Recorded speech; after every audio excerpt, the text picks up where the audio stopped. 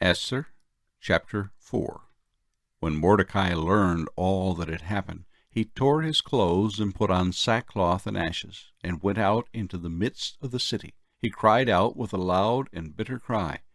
He went as far as the front of the king's gate, for no one might enter the king's gate clothed with sackcloth. And in every province where the king's command and decree arrived, there was great mourning among the Jews, with fasting, weeping, and wailing, and many lay in sackcloth and ashes. So Esther's maids and eunuchs came and told her, and the queen was deeply distressed.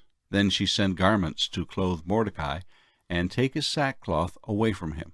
But he would not accept them. Then Esther called Hathach, one of the king's eunuchs, whom he had appointed to attend her, and she gave him a command concerning Mordecai, to learn what and why this was. So Hathach went out to Mordecai in the city square that was in front of the king's gate.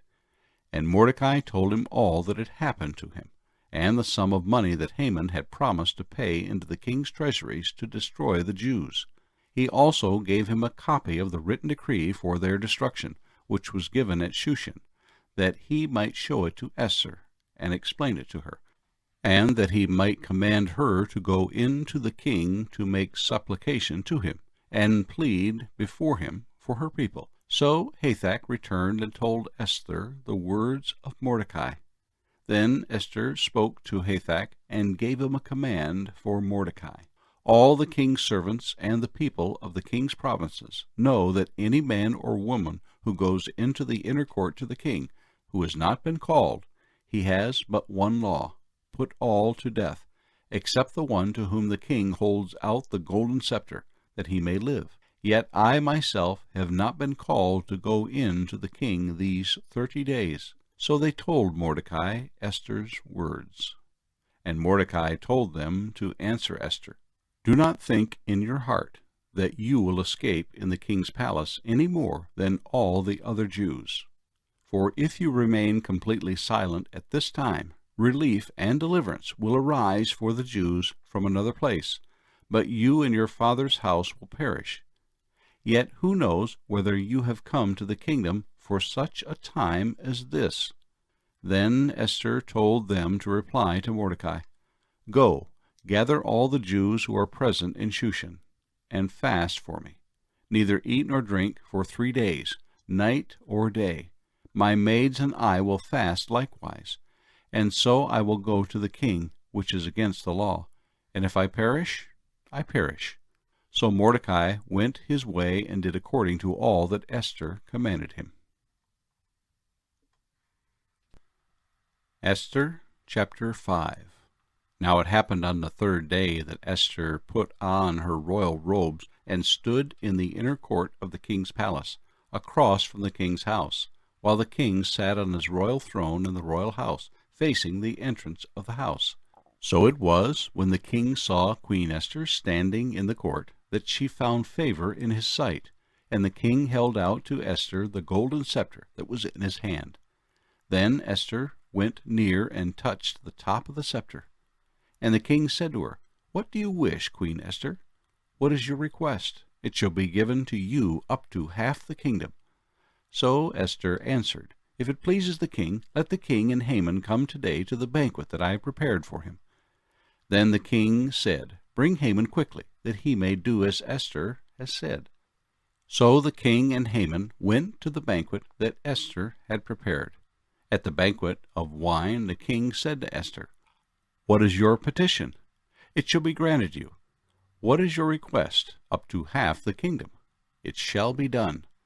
Then Esther answered and said, "My petition and request is this: if I have found favor in the sight of the king, and if it pleases the king to grant my petition and fulfill my request, then let the king and Haman come to the banquet which I will prepare for them, and tomorrow I will do as the king has said." So Haman went out that day joyful and with a glad heart.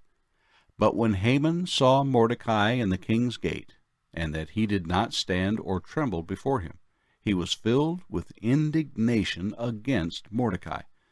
Nevertheless, Haman restrained himself and went home, and he sent and called for his friends and his wife Zeresh.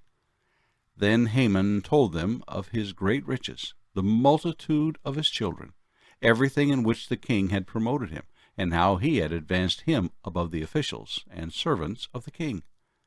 Moreover, Haman said, "Besides, Queen Esther invited no one but me to come in with the king to the banquet that she prepared, and tomorrow I am again invited by her, along with the king.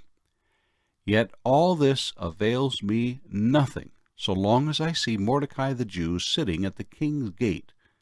Then his wife Zeresh and all his friends said to him, "Let a gallows be made 50 cubits high, and in the morning suggest to the king that Mordecai be hanged on it. Then go merrily with the king to the banquet." And the thing pleased Haman, so he had the gallows made. Esther Chapter 6. That night the king could not sleep. So one was commanded to bring the book of the records of the Chronicles, and they were read before the king. And it was found written that Mordecai had told of Bigthana and Teresh, 2 of the king's eunuchs, the doorkeepers who had sought to lay hands on King Ahasuerus. Then the king said, "What honor or dignity has been bestowed on Mordecai for this?" And the king's servants who attended him said, "Nothing has been done for him."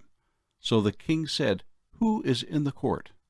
Now Haman had just entered the outer court of the king's palace to suggest that the king hang Mordecai on the gallows that he had prepared for him. The king's servants said to him, "Haman is there, standing in the court." And the king said, "Let him come in." So Haman came in, and the king asked him, "What shall be done for the man whom the king delights to honor?" Now Haman thought in his heart, "Whom would the king delight to honor more than me?" And Haman answered the king, "For the man whom the king delights to honor, let a royal robe be brought which the king has worn, and a horse on which the king has ridden, which has a royal crest placed on its head. Then let his robe and horse be delivered to the hand of the one of the king's most noble princes, that he may array the man whom the king delights to honor.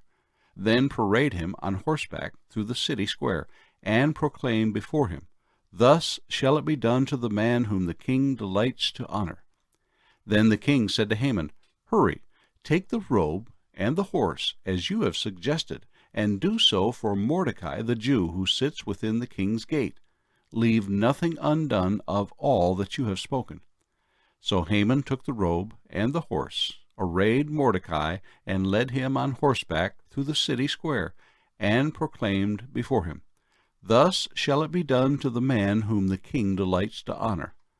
Afterward Mordecai went back to the king's gate, but Haman hurried to his house, mourning with his head covered. When Haman told his wife Zeresh and all his friends everything that had happened to him, his wise men and his wife Zeresh said to him, "If Mordecai, before whom you have begun to fall, is of Jewish descent, you will not prevail against him, but will surely fall before him."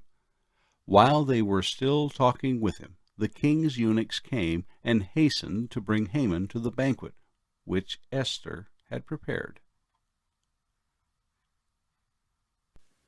The Gospel of Matthew, chapter 7. Judge not, that you be not judged. For with what judgment you judge, you will be judged, and with the measure you use, it will be measured back to you.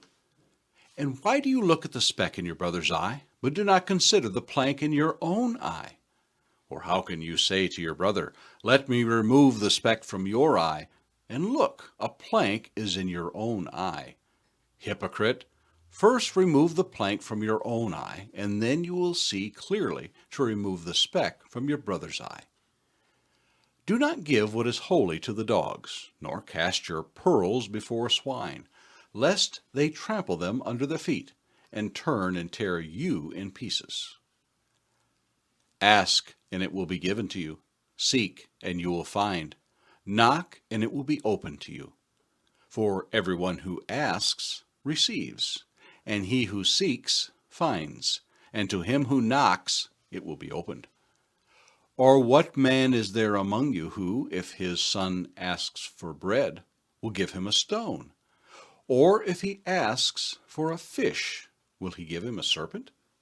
If you then, being evil, know how to give good gifts to your children, how much more will your Father who is in heaven give good things to those who ask him?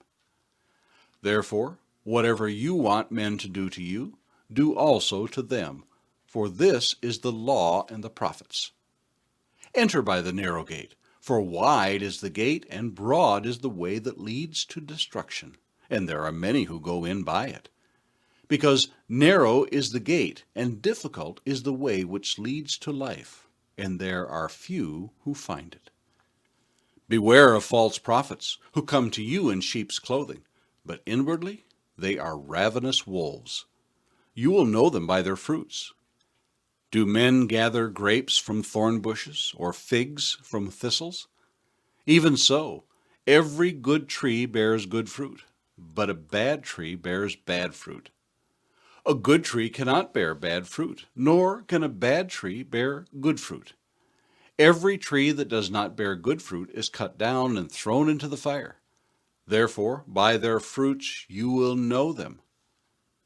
Not everyone who says to me, Lord, Lord, shall enter the kingdom of heaven, but he who does the will of my Father in heaven. Many will say to me in that day, Lord, Lord, have we not prophesied in your name, cast out demons in your name, and done many wonders in your name? And then I will declare to them, I never knew you. Depart from me, you who practice lawlessness. Therefore, whoever hears these sayings of mine and does them, I will liken him to a wise man who built his house on the rock. And the rain descended, the floods came, and the winds blew and beat on that house, and it did not fall, for it was founded on the rock. But everyone who hears these sayings of mine and does not do them will be like a foolish man who built his house on the sand. And the rain descended, the floods came, and the winds blew and beat on that house, and it fell, and great was its fall. And so it was, when Jesus had ended these sayings, that the people were astonished at his teaching. For he taught them as one having authority, and not as the scribes.